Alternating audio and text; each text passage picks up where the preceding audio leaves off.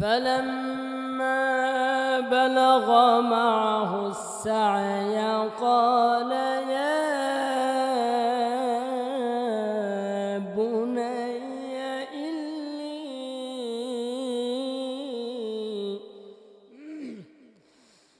إني أرى في المنام أني أذبحك فانظر ماذا ترى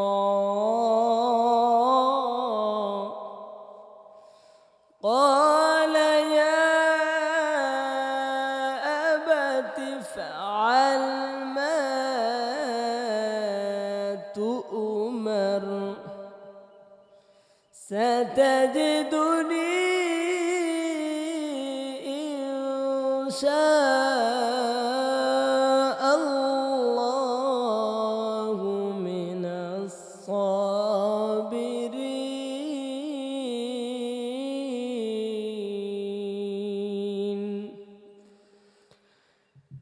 صدق الله مولانا العظيم وصدق رسوله النبي الكريم ونحن على ذلك من الشاهدين والشاكرين والذاكرين والحمد لله رب العالمين.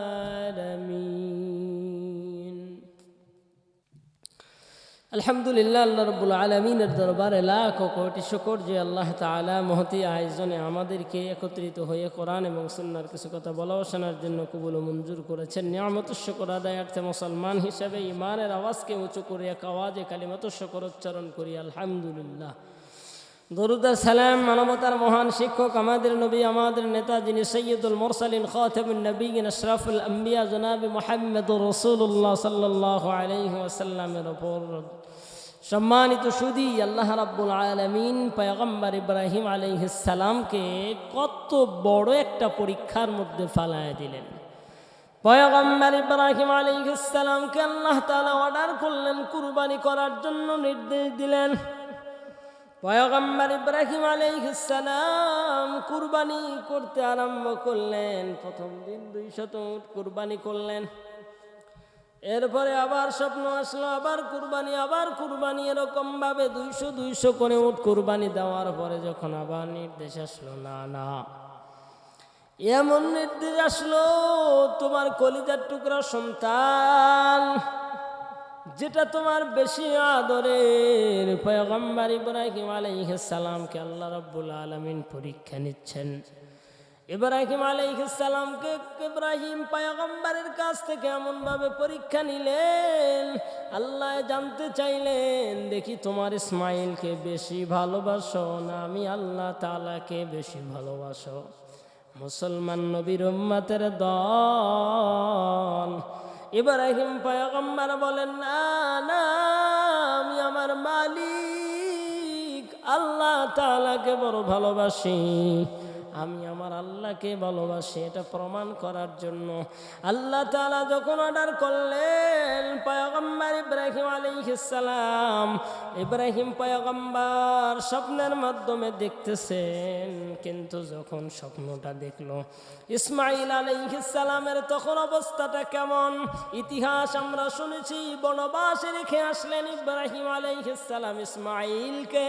সেই বনবাসে রেখে আসার পরে মাঝে একবার দেখতে গেলেন, সময় দিতে পারে নাই।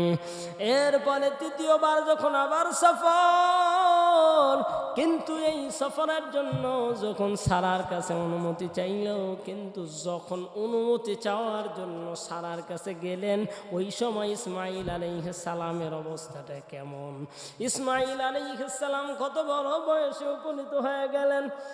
আল্লাহ রাব্বুল আলামিন বলছেন, ফালাম্মা বালাগা মাআহুস সায়া, ইব্রাহিম আলাইহিস সালামের সেই নির্দেশনা যখন আসলো, তখন ইসমাইল আলাইহিস সালামের অবস্থাটা কেমন?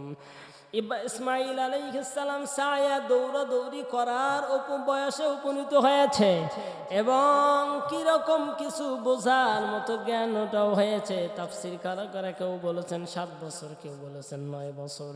এরে মুসলমান, কিন্তু আল্লাহ তাআলা নবীদেরকে এমন ভাবে বানিয়েছিলেন দেখবেন তাদের চেহারাও সুন্দর, তাদের আকল জ্ঞান মেধা শক্তিকে আল্লাহ সুন্দর বানায় দিয়েছিলেন। বয়স 7 বছর হলেও 7 বছর বয়সের সন্তান নবীদেরকে আল্লাহ আরও আকার আকৃতি দিয়া বড় বানায় দিতেন। আমাদের দেশের 7 বছরের সন্তান যত বড় হয় তার চেয়ে একটু বড় করে আল্লাহ তাআলা বানায় দিলেন।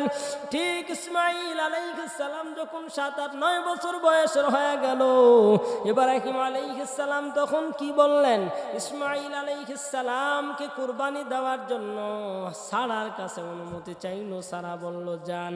এইবার ইব্রাহিম আলাইহিস সালাম যখন চলে আসলেন জমজম মক্কা ভূমি এলাকায়, মাঝখানে অনেক ঘটনা ঘটে গেল। আর এইখানে হাজারা একা নাই, একটা এলাকা গ্রাম্য, একটা গ্রামে একটা এলাকায় পরিণত হয়ে গেল, যেই জায়গায় বর্তমানে মক্কাতুল মুকাররমা। আরে মুসলমান, বাইতুল্লাহ কাবা ঘর প্রতিষ্ঠিত হয়ে গেল। ওই জায়গায় মুসলমানেরা পয়গম্বর ইব্রাহিম আলাইহিস সালাম আদরের কলিজার টুকরা সন্তানকে জবাই দেওয়ার জন্য এবার হাজারার কাছে গেলেন। ইতিহাসের মধ্যে তাফসীরের কিতাবের মধ্যে পাওয়া যায়, হাজারাকে ডাক দিয়া বলে ইসমাইলকে সুন্দর পোশাক আশাক পরাইয়া তৈরি করে দাও। কেন? কিতাবের ভিতরে লেখে আমরা দাওয়াত খেতে যাব অথবা দূরে কোথাও সফরে যাব। এমন কথা যখন বলা হয়, ইসমাইল আলাইহিস সালামকে সুন্দর করে গোসল টোসল করাইয়া সুন্দর পোশাক পরিধান করাইয়া বাবার সাথে যখন রওনা দেয়, বাবার সাথে যাওয়ার সময় এদিক থেকে শয়তান দৌড়ে এসে হাজারার কাছে আসলেন। হাজারার কাছে শয়তান এসে বললেন, ও হাজারা, ইসমাইল কই যায় তার বাবার সাথে? হাজারা বলে, কেন? সফরে যাচ্ছে অথবা দাওয়াতে যাচ্ছে, এমন যে উক্তি বলুক না কেন, একটা কিছু বলার পরে বলছেন, শয়তান ডাক দিয়ে বলে, না না, ইসমাইলকে কিন্তু দাওয়াতে নেয় নাই, ঘুরতেও নেয় নাই। কেন নিয়ে গেছে? বলে জবাই করবে। হাজারা ডাক দিয়ে বলে, না, এমন কোনোদিন হতে পারে না, বাবা আপন সন্তানকে জবাই কোনোদিন করতে পারে না, করতে পারে না। বলে, না করতে পারে না, ঠিক আছে, কিন্তু আল্লাহ অর্ডার করেছে। হাজারা ডাক দিয়ে বলে, কি বলো, তাই নাকি? বলে, হ্যাঁ। বলে, আল্লাহ যদি অর্ডার করে ইসমাইলকে জবাই করার জন্য আমার কোনো দ্বিমত নাই, আমার কোনো আলোচনা নাই, সমালোচনা নাই। আল্লাহ যা করে তাই হবে, কোনো আমার অসুবিধা নাই। শয়তান ওখানে চান্স না পাইয়া দৌড়াইয়া শিশু বাচ্চা, শিশু পয়গম্বর হযরত ইসমাঈল আলাইহিস সালামের কাছে চলে গেল। ইসমাঈলের কাছে গিয়া কানে কানে ডাক দেয়া বলে, ইসমাঈল তুমি কই যাও? বলে, কেন? আব্বুর সাথে দাওয়াতে যাচ্ছি অথবা সফরে ঘুরতে যাচ্ছি। বলছে, না আসলে কিন্তু তা না, তোমার আব্বুর কাছে রশি আছে, চাক্কু আছে, তোমারে জবাই করবে। এইবার ডাক দেয়া বলে, না, ইতিহাসের মধ্যে নাই বাবা তার সন্তানকে জবাই করতে পারে, এটা অসম্ভব, কোনোদিনও হতে পারে না, এটা কোনোদিনও হতে পারে না। আরে মুসলমানেরা, আল্লাহ রাব্বুল আলামিন এমন ধৈর্যশীল তাদেরকে বানায় দিলেন। আল্লাহ এত বড় বড় বড় বড় তাদের কাছ থেকে পরীক্ষা নিল। ইসমাঈল আলাইহিস সালামকে বারবার বলার পরে এবার শয়তান বলতেছে, কেন জবাই করবে না? এবার ইসমাঈল বলে, আচ্ছা কেন বাবা আমাকে জবাই করবে বলো তো? বলে, এটা আল্লাহ তাআলা অর্ডার করছে। বলে, তাই নাকি? বলে, হ্যাঁ। বলে, আল্লাহ যদি অর্ডার করে তাহলে তুমি শয়তান, তুমি আমারে বাধা দেওয়ার জন্য আসছো।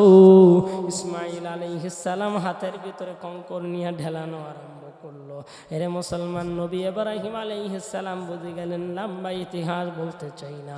মুসলমান, কুরবানিটা এত সহজ না, বড় কঠিন। সামান্য টাকা পয়সাটা আল্লাহর জন্য দিতে পারি না, মন মানসিকতা, মানুষের কত রকমের কথা কুরবানি নিয়ে আমরা পাই। এখানে একটু পরীক্ষা শুনিয়ে নেন।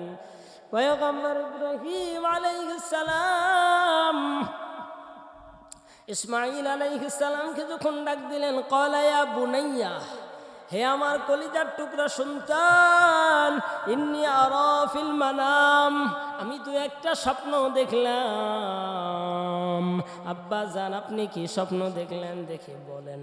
এবার আব্বাজান পয়গম্বর ইব্রাহিম বলছে, আন্নী আযবাহুকা ফানজুর মাযা তারা, আন্নী আযবাহুকা, নিশ্চয় আমি দেখলাম আমি তোমাকে জবাই করছি। পয়গম্বর ইব্রাহিম আলাইহিস সালাম বলছেন, ফানজুর মাযা তারা, তোমার মতামত কি আমি তোমার কাছ থেকে জানতে চাই। তুমি কি বলতে চাও, তুমি কি বলবা বলো। ওরে মুসলমান বাপ কা বেটা সেবাই কা ঘোড়া, যেমন বাবা তেমন সন্তান। আল্লাহ রব্বুল আলামিন পয়গম্বর ইব্রাহিম আলাইহিস সালামকে এমন সন্তান দিলেন, কলিজার টুকরা ইসমাঈল ডাক দিয়ে বলে, ক্বালা ইয়া আবাতি ফাআল মা তু'মার।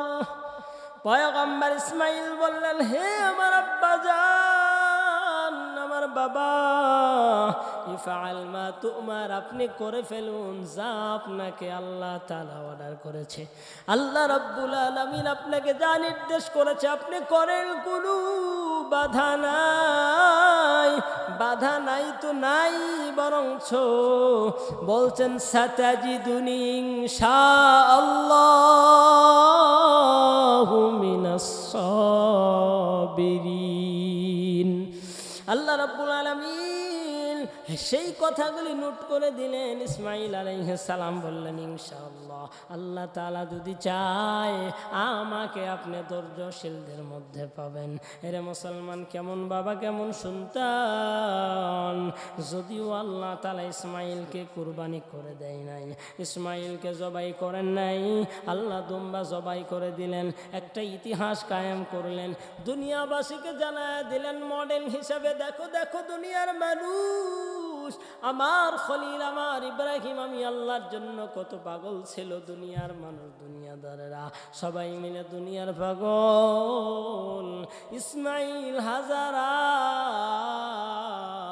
ইব্রাহিম, এই তিনজন মিলে কেমনে আল্লাহর সৈনিক হলেন, আল্লাহর প্রিয় হয়ে গেলেন। আল্লাহ তাআলা তাদেরকে এত মহাব্বত করলেন, ভালোবাসলেন। দুনিয়া যতদিন থাকবে ততদিন মানুষের মুখে ইব্রাহিম আলাইহিস সালাম থাকবে। দুনিয়া যতদিন থাকবে হাজারা মানুষের মনে হৃদয়ে জায়গা পাবে। দুনিয়া যতদিন থাকবে ইসমাঈল আলাইহিস সালাম ততদিনই তার ইতিহাস কথা আলোচনা হবে, তার জন্য কান্না হবে, দোয়া হবে। আরে মুসলমান, এমন জীবন করিও গঠন, মরিয়া হাসিবে তুমি কাঁদিবে ভুবন। তোমার আমার জীবন যেন আল্লাহর জন্য দেওয়া না হয়, আমরা যেন ইসমাঈল ইব্রাহিম হাজারার মতো আল্লাহর প্রেমিক ভালোবাসার সৈনিক হতে পারি।